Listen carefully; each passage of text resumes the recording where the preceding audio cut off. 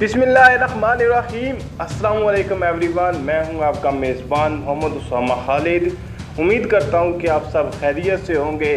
कुर्रुश Usman episode number 132 का trailer number 2 release हो चुका है और नए ट्रेलर में जहर कुताई भी आज़ाद हो चुके हैं। नए ट्रेलर के बारे में बात करते हैं और देखते हैं कि आने वाली किस्त में क्या चीज़ें होने वाली हैं। तो आइए सबसे पहले ज़रा ट्रेलर को तरफ ही नज़र दुराते हैं और देखते हैं कि क्या हो रहा है आगे। Bey babam uçtum isterim bey babam. Cerkutay Bey döndü. तो जैसा कि मैंने इंट्रोडक्शन में ही बात की कि जहर कुताई बे जो हैं यानी जहर कुताई जो है वो वापस आ चुके हैं।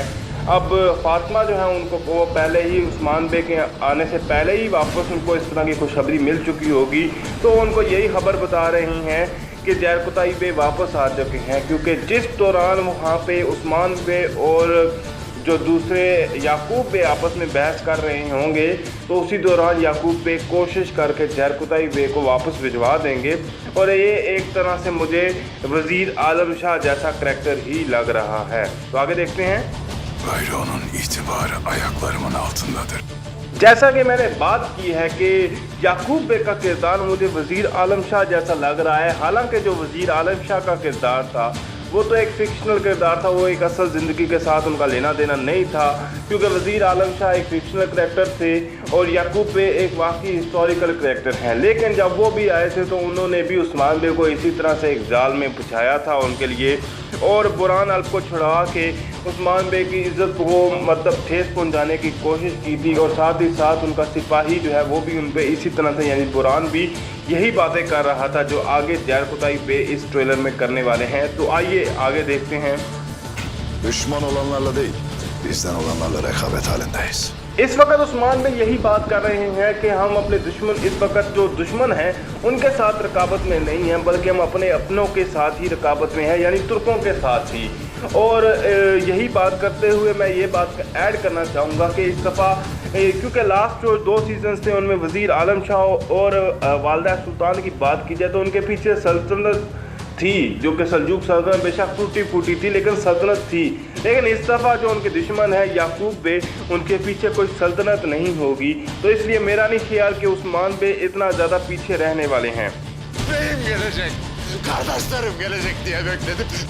तो जैसा कि मैंने बात की थी कि जहर कुताई बे भी वैसे ही बुरहान अल्प जैसी बातें करने वाले हैं, क्योंकि उनको भी एक एक्सपेक्टेशन होती है। जब इंसान कैद में होता है तो उसको ये होता है कि मेरे सरदार आके मुझे बचाएंगे या मेरे दोस्त आकर मुझे बचाएंगे, और ऐसी ही बातें जब बुरहान अल्प कैद से निकले थे तो उन्होंने भी की थी। लेकिन उनको कुछ 3-4 एपिसोड 5 एपिसोड लगी थी उनसे इस चीज़ से बाहर निकलने के लिए।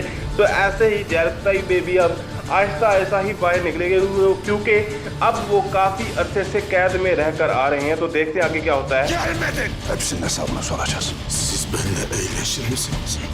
तो यहाँ पर 2 चीज़ें दिखाई जा रही हैं। एक तरफ तो जहर कुताई बे उस्मान बे से गिला कर रहे हैं कि आप में से कोई भी मेरी मदद को नहीं आया, लेकिन दूसरी जानब उस्मान बे कह रहे हैं कि हम इन तमाम चीज़ों का हिसाब लेंगे। पर इस वक्त जहर कुताई की दिमागी हालत तो इस तरह की नहीं है कि वो इस चीज़ को मान सकें। तो उन्होंने यही कहना है कि आप सब मेरे साथ मजाक कर रहे हैं, और यही हालत अब जाहिर सी बात है बुरहान भी इसी कंडीशन से ही गुजर के आया है। तो देखते हैं बुरहान उनकी कितनी मदद करेगा इस हालत से रिकवर करने के लिए। Yollarımız burada ayrılıyor. Season number 5 में पहली दफ़ा उस्मान बे और ओरहान बे आपस में मश्क करते हुए प्रैक्टिस करते हुए नजर आएंगे। हालांकि जो मालूम खातून उनको देख के थोड़ा सा घबराई हुई है, हो सकता है वो कुछ उस्मान बे गुस्से में हो, क्योंकि ज़ाहिरी सी बात है अभी जहर कुताई की बातों के बाद उनको कहीं ना कहीं थोड़ा सा गुस्सा आ ही जाता होगा। लेकिन दूसरी जानब अगर बात की जाए होला फिरा का, होला फिरा भी अब ओरहान को कहेंगे कि हमारी इस वक्त रास्ते जुदा जुदा हो रहे हैं, क्योंकि ज़ाहिरी सी बात है ओरहान ने भी आते ही उनको जो बाशी बंदूक है उनके हवाले कर दिया था। Benim bıraktığım Orhan nerede? Ben aynı Orhan'ım. तो जैसा कि आप जानते ही हैं कि पहली एपिसोड में जब उन्होंने कारवान पे हमला किया तो वहाँ से उनको गनीमत के तौर पर जो चीज़ मिलती है वो जो बाशी बंदूक या वैशी हैं वो अपने पास रख लेते हैं। तो होला फिरा जब उनको मिली तो उन्होंने वही चीज़ की और ओरहान से उसके पैसे मांगे। अब जाहिर सी बात है होला फिरा इस बात का गिला तो ओरहान से करने ही वाली हैं कि मेरे जानने जिस ओरहान को मैं जानती हूँ वो कहाँ पर है। तो वही बात वो ओरहान से कर रही हैं। Sen de aynı Olafira'sın. Tek fırın kızı Olafira. लेकिन अब ओरहान भी अपनी कंडीशन को उनको एक्सप्लेन करने की कोशिश करेंगे कि वो किस मकसद से उन वहशी या बाकी बुजुर्ग को अपने साथ जोड़ना चाहते थे और इसलिए होला फिरा को वो क्यों नहीं लेके जा सके। और देखते हैं कि ओरहान भी होला फिरा को इस बात को समझाने में कामयाब हो पाते हैं या नहीं, और होला फिरा उनकी बात समझ पाएंगी अभी या नहीं। और दूसरी जानब हम देख सकते हैं कि अलाउद्दीन बेग कारवान सराय में मौजूद हैं। अब मेरा ख्याल है कि गोंजा खातून यहीं पे उनके साथ चाल चल के वो नक्शा हासिल करने की कोशिश करेंगी। तो आइए देखते हैं क्या होता है। Gonca Hatun, soframıza buyurun. Kimin toprağında kimi misafir edersin medreseli? अब जैसा कि आप जानते ही हैं कि गोंजा खातून ने पहले ही एपिसोड से अलाउद्दीन का नाम मदरसा अली या इस तरह का कुछ नाम रख दिया था, तो अभी भी वो इसी नाम से मुखातब कर रही हैं। लेकिन अलाउद्दीन उनको अपने साथ खाने के लिए दावत दे रहे हैं, लेकिन वो उसका जवाब देते हुए कह रही है कि आप किसकी सरजमीन पर हमें अपने साथ खाने के लिए बुला रहे हैं, क्योंकि ये हो सकता है कोई कारवान सराय हो जहाँ पे गोंजा खातून की ये कोशिश होगी कि वो नक्शा भी साथ लेकर जाएं और अपने बाबा को साथ फरमान के साथ साथ वो नक्शा भी दें ताकि उनके लिए आसानी पैदा हो सके। Yakup Bey, babandan biat istedi. अब यहाँ पे बाला खातून के फैंस के लिए अच्छी खबर ये है कि उनकी कंडीशन पहले से ज़्यादा अच्छी नज़र आ रही है। पहली एपिसोड जिन्होंने देखी है उन्होंने देखा होगा कि बाला खातून काफ़ी खस्ता हालत में थी, लेकिन अभी जो है वो काफ़ी उससे पहले से ज़्यादा बेहतर नज़र आ रही हैं। और दूसरी जानब वो अलाउद्दीन से भी मिल रही हैं जो कि अभी कोनिया से वापस ही आए होंगे, और साथ ही साथ उनको होने वाले वाक़यात के बारे में बाखबर कर रही हैं कि जो याकूब बे हैं उन्होंने उस्मान बे से बैत यानी कि उनकी इताअत की तलब की है, यानी कि उस्मान बे को कहा है कि वो आप मेरी इताअत करें। Nerede görülmüş sana saldıranın sağ kaldı? पहली एपिसोड को देखने के बाद मैं यही चीज़ सोच रहा था कि अभी तक सादत खातून को नहीं दिखाया गया, हालांकि उनका पोस्टर भी शेयर किया गया था कुर्लुश उस्मान के ऑफिशियल पेज पर, और ऐसा एक्सपेक्टेड था कि वो याकूब बे की बीवी ही होंगी। तो है तो वो याकूब बे की बीवी ही, लेकिन उनको पहली एपिसोड में नहीं दिखाया गया, लेकिन दूसरी एपिसोड में अब वो दिखाए जा रहे हैं।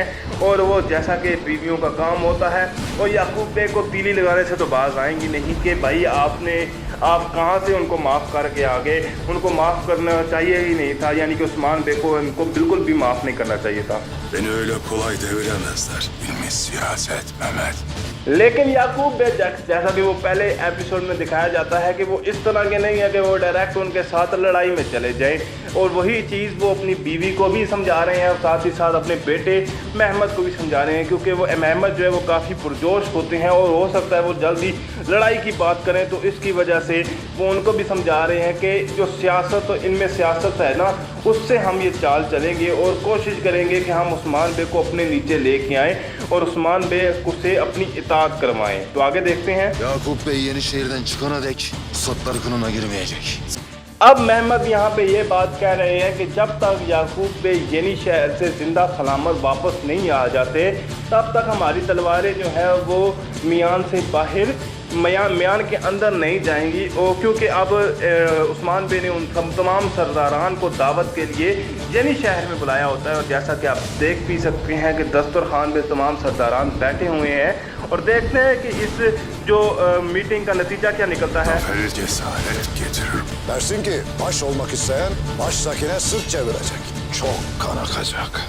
अब मैं अगर गलत नहीं हूँ तो यहाँ पे उस्मान बे खुली किस्म की जंग का ऐलान कर रहे हैं, और यही कह रहे हैं कि जो भी सरदार बनना चाहता है उसको दूसरों को मतलब हराना पड़ेगा, या इस तरह से उन्होंने कोई बात की है कि उनको हरा कर ही आगे जाना पड़ेगा।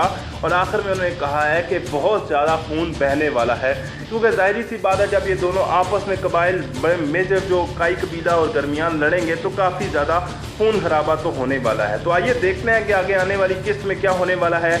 मिलते हैं नई अपडेट्स के साथ बहुत जल्द। इजाज़त दीजिए, अल्लाह हाफिज़।